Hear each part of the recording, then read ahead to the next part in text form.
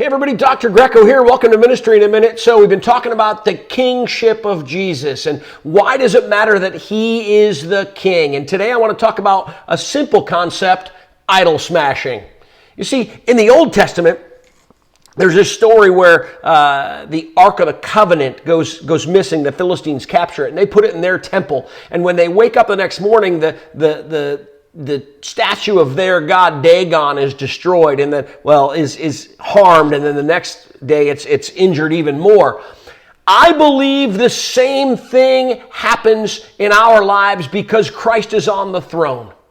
Okay? We can look at the idols we have and we can compare them to Jesus and we see they don't hold up, and it helps us to have the courage to smash those idols on that altar.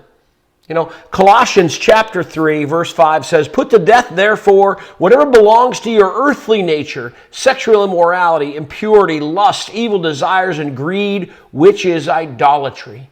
Psalm 16:4 says, "Those who run after other gods will suffer more and more." Folks, we have a tendency, because we were created in God's image and we were created to worship.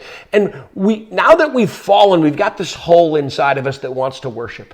And we worship money, we worship power, we worship success, we worship sex. You know, Colossians mentions sexual immorality. We have all these things that we chase after. And we try, as Christians, sometimes to ask Jesus to bless those, but they're really just God-blessed self-righteousness if we don't smash those idols and put Jesus ahead of them. Okay? Instead, we look at those things. Success without Christ is failure. Okay?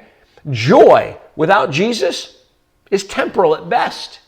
Okay? All the things that we chase after, all those idols, they're meaningless, and we know that only when we compare them to Jesus on a throne.